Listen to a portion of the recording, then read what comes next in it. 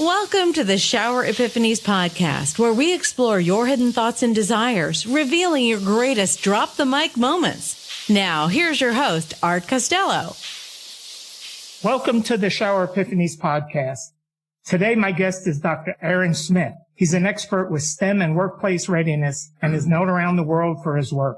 He assists schools, company leaders, and communities to work together to develop and sustain a pipeline of competent and job-ready employees. Aaron has developed a passion for workplace readiness and STEM, where he has shared his knowledge as an adjunct professor at Old Dominion University and Christopher Newport University. He and his work have been referenced over 30 times from places like KitKat to TechTeachThought.com, a best-selling author of Awakening Your STEM School and a future book coming in 2019, Blank Check, Recreating America's Broken Schools. Dr. Aaron L. Schmidt is now an expert consultant on leading communities, school districts, and individual schools to transform their educational systems to initiate growth and sustain the creation of a pipeline of workforce-ready graduates thanks to his 5-Point STEMS initiative. Aaron's purpose and passion for workplace readiness and STEM has been shared on local, state, and national levels. He's received the WHRO Technology Administrator Award and the Crystal Star Award from the National Dropout Prevention Center. Aaron has also been directly responsible for his former school receiving many workplace readiness-related honors, for becoming a prime school recognized by the Society of Manufacturing Engineers Education Foundation, to awarding over $3 million in grants in just over 4 years. Welcome to the show, Aaron. Hey, Art. Thanks for having me. How are you? I'm great. Hey, can you fill us in on your history and how you created STEMS? Sure. Okay. So having been in education for 21 years, I've learned a lot of great things, been around some really cool and insightful people, definitely much smarter than me. So after I written my first book, Awakening, I was sitting with a buddy of mine and we were talking and he goes, "What are you doing now?" I said, "I'm writing another STEM book." He says, "You're writing a cookbook." And I was like, "No." He says, "Why are you writing a cookbook? Anybody can do that. Challenge yourself. Do something really innovative." Great things happen with alcohol. So while we finished that conversation, it really derived and it said to the forefront, what does it take to build a perfect public school? So that's kind of the premise of the book, Blank Check. Really, when I was researching the last components of the book, it dawned on me, I said, I need to go back and check on workplace readiness a little bit more. I'm trying to research and I'm trying to make the book as realistic as possible, but yet enticing. I realized there's no systematic way for workplace readiness to really be implemented. They talk about it as individuals. They talk about the importance of the billions of dollars spent into it. So I really connected the dots. I kind of used my experiences as an administrator, my conversations with companies and industries, and I see the kids transitioning themselves from diplomas to dollars. And really that's how it came to life. It's just 5 simple steps to make it work. One of the things that really just resonated with me is that it started at an epiphany and an expectation that you could change the world. You could change the education system. Well, I think we can. And it's more or less, we live in a society, unfortunately, where everybody focuses on the negativity. Everybody says it's your fault and this is wrong and that's wrong. And I'm sure you feel the same way. I'm tired of people complaining about stuff. Just roll up your sleeves, stop making excuses and do it. And even if it's just my small circle that I can be an influence with, you think about how many people's lives you can touch along the way. And that's where I am. And hopefully that ripple will get larger and larger. Yeah, and it goes back to the thing that I say all the time. People talk a lot and very few people take action, and it's about taking action. Can you explain STEM, what it stands for? Sure. Okay. So STEMS basically is an acronym for 5 basic steps of the workplace readiness. Okay. Number 1 is you have to see the vision. And I explain this because when you talk about people from industry, you talk about people from the community, you talk about the governments, the local governments, and the schools, their definitions of workplace readiness is different. So you have to have some common language and you have to develop a common mission. So once you do that, then you take inventory. You see what's at each location and what are things you want to bring in that's going to help catalyze that process of evolution. And the third part is you're engaging the stakeholders. And when I say engaging the stakeholders, this is where you're really trying to put the rubber to the road. And you're really trying to put an actionable plan, a realistic plan, tying everybody in one more time. Then the fourth thing is the make action plan. And this is where you start to derive funding. You start to come up with ideas and really transform the theory or the dream into reality. So after you've developed that blueprint and you fine tune it, the last part is the S, where you start up career technical education, and you also put STEM, science, technology, engineering, and mathematics, into the schools and the lessons and even in the workplace, so that the skill sets that are developed can be maintained throughout an employee's career. I mean, that makes perfect sense when you really think about it. And for employers, I mean, I could see where they would really get behind this, because as we all know, there's a shortage of really qualified help. Absolutely. For business in this country. And that starts with our education system, that it's failing to properly educate students to become employable employees. I mean, they're not filling the bill. I think they're doing what they can do. And I say that because you've got limitations that each school district faces. Number one is you have the funding. You've got teachers who are been tasked to do so many more things outside of their scope, because we're trying to think of every which way to save the child. And I applaud the idea, but teachers need that opportunity to develop relationships, to really dive into meaningful professional development that changes the worksheets to labs, to virtual reality assignments and things like that. Then you also need to make sure that you create the industry into the classroom. And by that, they should be really co-teaching with the teachers. That's really where you're going to hook the kids. Because the other half of the battle is not only are you struggling with people getting into the program, and I'm talking about the workplace program, you also want to make sure you hook the kids along the way. Because that's the secret to a true educator, is getting students to develop and thirst for their own knowledge. And when you do that, it really becomes a whole different transformation. Let me ask you something.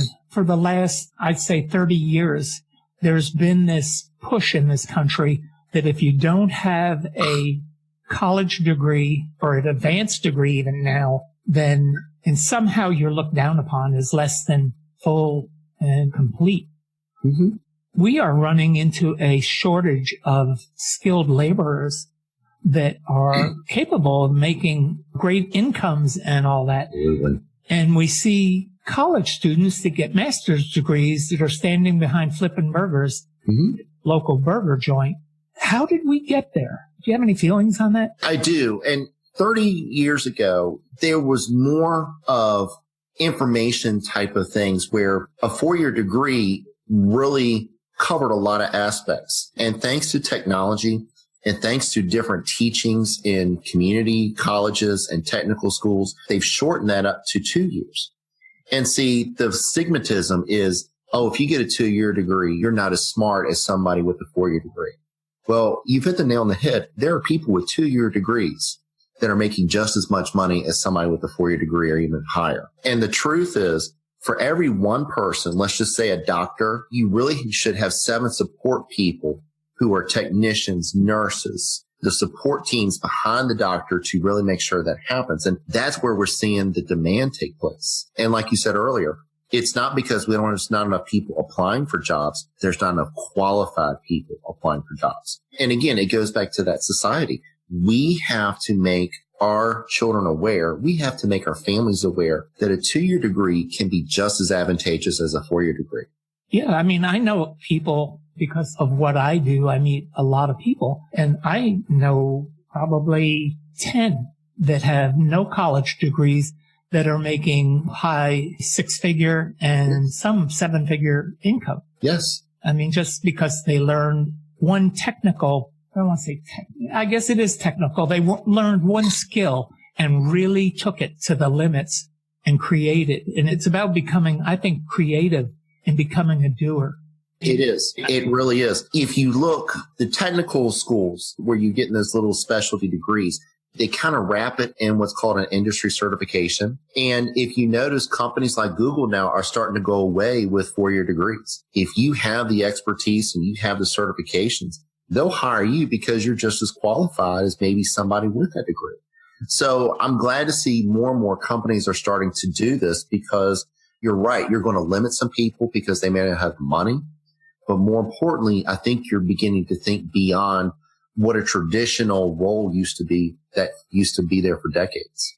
Yeah. No, one of the things that comes to mind with me, I have several friends and family members who own either businesses or in upper management with them. And the biggest problem they have is even getting their employees to show up. I mean, just the skill set is just not their passion for being an employee is just not there. I mean, there's one that comes to mind is he hired somebody and they automatically start saying to him, well, I don't want to do what I'm hired to do. I'm better than that. I want to be in this position. Yep. Well, that's not what you were hired for. Yep. How does the STEM system address any of the psychological and emotional issues of employment? Does it address that? It does. And this is where I talk about bringing everybody on board. Every school should have career days. And I'm not talking about just your one time where your mom or dad comes in and talks about their job. I'm talking about sustaining it throughout the course of a year, where they get to build relationships with the kids. They actually get to go in the fire truck. They actually get to see a drone in action and really develop relationships with these kids so that they feel comfortable and they're excited when they come. And that's what I was alluding to earlier, is that if we can hook the kids into these careers now, that becomes so much easier when they become adults, because then they get to realize that, all right, with the good comes the bad. There's 3 skill sets I really believe that we all need to focus on. Number 1 is the hard skills. Number 2 is the soft skills, which is exactly that within itself. And then the third thing is the education experiences. You have to make sure that kids are getting all 3 sets along the way and even into college before they even apply. They need to know what's the good part of the jobs. They need to know what's the bad part of the jobs. It's almost like you have to identify the profile of the job itself and really matching it up with their interest. Yeah, I think in our school district, I know I've been out of my kids are older now. They never even addressed anything about, our school district was really focused on preparing them for college. And of course, Texas has what we call the STAR test. So now teachers teach to the STARS test and very little else. And they don't learn any life skills. They don't learn about jobs. They don't learn about those things. Here, the thing is preparing you for college. Do you find that around the country? Is that pretty much it? Depends on the location. And going back to blank check, what I believed in, the graduates should go in 3 places. One is a college that should be 2 or 4 year, depending on their interest. The second thing is like the military. To me, that is just as important to keep our defense strong. The third thing is like a trade school where they're going straight to work, and that could be like an apprentice school. I think it's going to depend on the location. I think it's going to depend on the needs of the industry, because like our city, for example, has a shipyard where they make the aircraft carriers for the United States. So they have students who go straight into the apprentice school. And half day, they're in the classrooms. The other half day, they're on the ship. They're welding, they're electrical, they're sheet metal, HVAC, all that stuff. That in itself really should depend on what the location is. I think it's schools' jobs to provide options, but I think it's the family's input that really is the ultimate device in making sure kids make the right decisions. 1965, I was graduating, and I was hell-bent on and going into the military because I knew that was my road out of my environment, because my childhood was not great. So I went down. The recruiters came to the schools and were trying to recruit all the guys, Air Force, Army, Navy, Marine Corps, everybody. The Air Force guy got a hold of me and told me to come down to the recruiting office and do some testing and everything. So I was tested, and the Air Force offered me, there was a little unknown industry called computers technology. The Air Force offered me training. I would enlist. Yeah. I was walking out of the Air Force office, and across the across the room, the hallway, was the Marine recruiter. The Marine recruiter knew my brother. So he walked out and he said, Costello, what are you doing over there? And I said, well, I just signed up in the Air Force. He said, really? He said, man, I thought you were a tough guy. I thought you could really do. And he laid the old Marine Corps thing on me. I turned around and went, got out of the got out of the Air Force, guaranteed computers, went into the Marine Corps and became an infantryman. If I only knew what computers can. Think about it. Almost 50 years ago, being in the very end of getting military training in computers. How many of those people went on after their enlistments in the service, went to college and got computer degrees, even 2-year degrees, where they went and what they created? Yep. It's all about the choices we make. And I don't have any regrets about it. I'm proud to have served my country. I'm proud to have been a Marine, and it'll always stick with me. And I'm proud of the things that I did in Vietnam, and I don't have any problems about that. But it really does reflect back on how little choices we make can make such a big difference in our lives. It does. My daddy used to tell me, pay attention to the details. The more I hear those words echo in my ears, the more I understand what he says, because the little details can unravel into big issues. And it's so important to be as perfect as possible so that what you're doing has an effect on the person next to you. I totally agree. Which leads me, you just really, I didn't come up with an epiphany, but I came up with a thought and expectation that hit me. When you said, my daddy taught me, learn about the details, that is something I did not have. I did not have anyone setting expectations for me. I did not have anyone giving me direction and telling me this is what you ought to be doing. Matter of fact, I had none of that.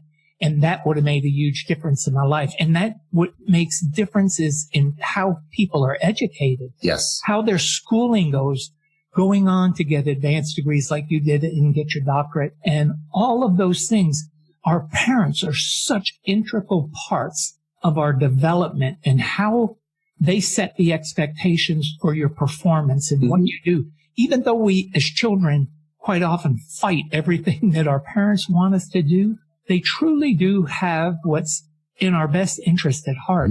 Even more so, it sets up in our system in our brain how to deal with expectation and how to deal with success and how to deal with failure. All of those things come into it. They do. Without parents to guide you, or it doesn't even have to be parents. It just can be supportive people around you. It really makes a difference in the way that your life goes. And I've often thought it about myself.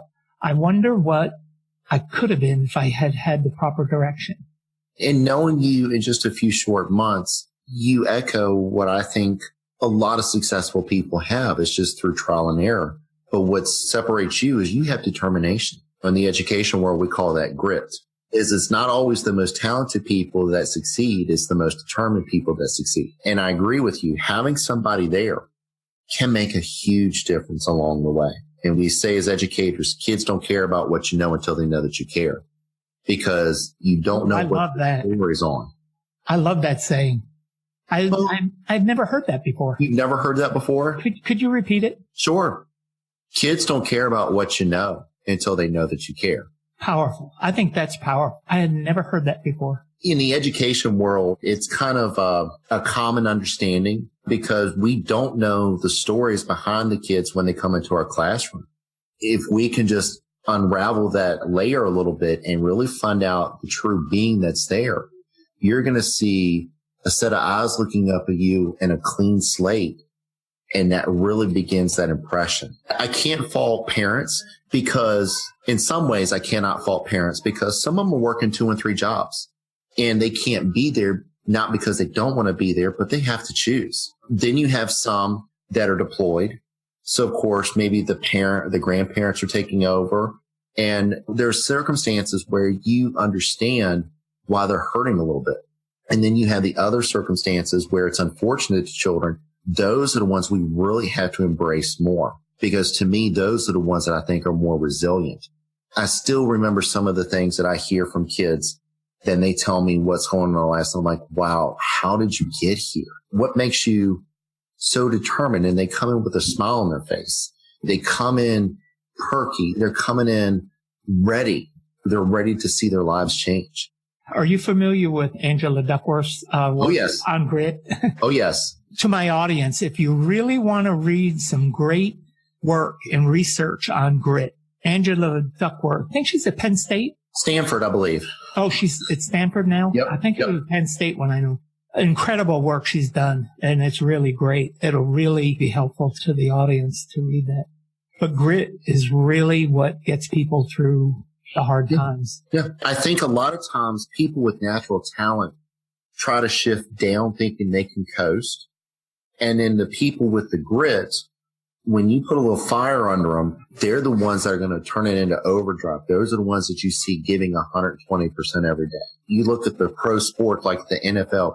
How many first round people that have gone bust just because they were this, that, and the whole 9 yards, but they didn't have the work ethic? I won't mention Johnny Manziel or anybody like that. But if you look at a Tom Brady who was projected to be a backup, they called him a blue chip player. But if you look at it, his grit made him into the football player that he is. He wanted to be the best. Yeah, and I think also what makes Tom Brady so great, and not to get off on football, but what makes him so great is his ability and his teachability. Yes. To just practice. And his longevity is his caring for his body. I mean, I just saw his regimen, his eating regimen, his physical workouts and everything. It's incredible to be 40 years old and in the shape he is, and considering the pounding he's taken. Oh, yes. It's just really incredible. Can you tell us some more about your new book coming out, Blank Check? Absolutely. What I wanted to do was kind of mirror a chapter book of Andy Weir's The Martian. I'm sure you're familiar with that book. I mean, such a great read and an awesome movie. But the way he started his book, I'm not sure if you knew about this. He started off as a chapter book where people got input on it and the revisions would change it and get developed from there. So when I was creating Blank Check, it starts off as a principal who literally quits his job because he's so frustrated with the system. And he's kind of finding his way again. And his best friend, who's a benefactor, basically allows him to rewrite a school district in the islands, giving him a blank check. He says, go in there and do what cannot be done in today's schools. And together, by working with the community, working with the schools, and creating ownership and pride, they have transformed that island into a thriving culture of opportunity. Wow. How does it go? How does it go? Yeah. Well, it starts off, obviously the first chapter is a tense moment where the principal's having an engaging conversation with his executive director. And they're not seeing eye to eye because what he's seeing is totally not what the director's seeing. And he's a retired military veteran, highly decorated. And he's like, I can't do this. If I can't make the class successful, make the school successful, why am I going to get frustrated and do it? So he just up and quits. During this time, he's trying to re-identify himself. And his best friend knows how much he loves education. He finally coaxes him after going down to a Caribbean island. And I'll tell you about the Caribbean island in a second, where he shows them poverty. He shows them gangs. He shows them the poor structures within the neighborhoods. And they are craving and desiring for change, but nobody is able to give them that opportunity until he comes down there and helps the school system become believers. But the way he does that is he doesn't just go shows them how to do it. He rolls up his sleeves and he works together and develops a plan. And this plan actually is broken down into the community, basically the expectations for the parents, the expectations for the children, the expectations for the schools. And it's a live document that creates a new level of ownership. That was the reason for specifically selecting an island, because this island is a microcosm of what you would see in urban America. You're going to have poverty. You're going to have gangs. You're going to have murders, all kinds of unfortunate things. But if you can isolate some of those extraneous variables, then you can replicate this in a larger scale. And that's the dream, is to show people, what do you do when you eliminate barriers and you create opportunities? And the money is not the issue. Sometimes policies are not the issue. And you really engage in conversations and just go back and look at education holistically. That's when you find out the secret to life. That's the secret to a prosperous community, is putting your investment in the future, which is your children. And it begins in the education. Yes, it does. I mean, it's the foundation of our whole existence. If you go back and look at man from the beginning, yeah, their expectations are what have driven them. And that's what has made us perform. I mean, we invented the wheel, the bow and arrow. I mean, all these different things that have come out of the creative mind of man are because they expect, and how they expect to do it has always driven us. And that is why our expectations are the most important tool that we have to not only change ourselves, but to change our world.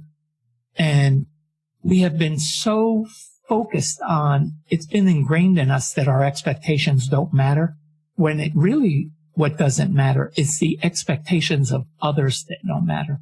Because when other people start expecting of you, we have this tendency to fight it. But what's most important is what our core expectations are and inside of us, and how we view them and how we move forward with them. And part of Shower Epiphanies podcast is about encouraging people to listen to their epiphanies, because epiphanies are the precursor to our expectations. And once we open to them, people have them in all kinds of different places. Oh, yeah. But if we just shut them out, most people just shut their, whether you call them epiphanies or thoughts or whatever you want to call them, when you shut them out and don't do anything about them, there's no progress. But when you start living them and start expecting to be able to achieve them and start creating and start thinking outside of the norm in the box, and it does amazing things in your life. It's what's driven me all my life. I'm not afraid to try stuff because I know I'm going to be okay. I know that it's always going to work out. But really what drives me is my eagerness to learn. I love learning new ideas and physics. I've done all kinds of things because I just want to go learn them. Doesn't matter about a degree or anything. I just want to know how things work and what makes them happen. That is the one thing that I have learned in my entire life. How we expect and honoring those expectations and those thoughts that we have is so critical to us living a happy life and living a fruitful life and helping others. That's what I was getting ready to share with you. You're hitting the nail on the head. Our true existence is to serve others and to help others along the way. And through that journey, we're given opportunities for growth. We're given opportunities to bring others alongside too. And one of my key philosophies is we are only bound by our own imagination. We can be our biggest advocate, but we can be our biggest foe at the same time. It depends on how you wake up in the morning and also how you decide to tackle an issue. Those epiphanies that you're talking about, they're there for a reason. And they're put right at the right moment in time because it really should make you reflect on the next steps that you need to focus on in life. Well, we're getting pretty close to our time, and I want to give you some time to be able to tell the audience what you've got coming up, what important things are going on, and also us with and let us know that how to make this world better through the education system.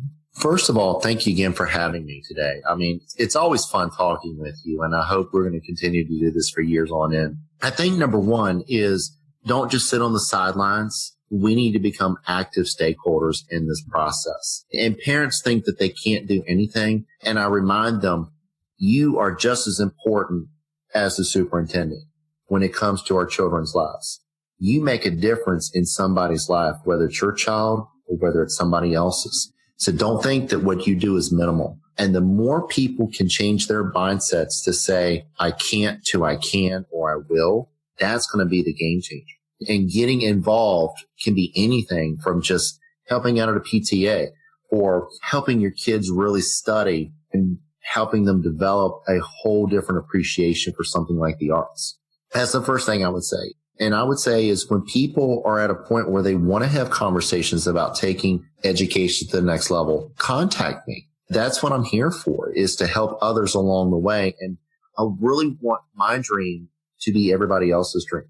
And I feel like this is my epiphany, my life. And this is why I'm here sharing my story with you, because I want this to become a positive move. I want this to become inspirational so that everybody can celebrate. How can people get a hold of you, and where can they get a hold of you? All right. Well, there's two ways. One is the good old fashioned email, which is Aaron, AARON @wr.solutions. And then my website is wr.solutions. and they can go and see more information about me, and love to hear from your audience and be more happy to help you in any way possible. Any parting words for us? Just don't hesitate in life. Utilize that epiphany that's there. Seize the moment, but really think about what can happen beyond that epiphany and share it with somebody else along the way. It'll be a journey that you'll never forget. Aaron, thank you for being on the show. It's always a pleasure. And yes, we will always be in contact. We're bonded. And yes. To the audience, get a hold of Dr. Schmidt if you need any assistance in your community. He's there to help you. He'll do what he can. You've got in the show notes will be the ways that you can get a hold of him, his email address and his website. Thank you again, Aaron, for being on the show. Really, really enjoyed it. We're going to have to do it again. We will. And to the audience, thank you for listening again. We will always be in touch. I love and care about you all. And Heather White, take it away. Thanks for listening to the show. Drop us your comments and questions with what you want answered on the show. You can subscribe on iTunes and Binge Network. You can also get more information on the website, expectationtherapy.com.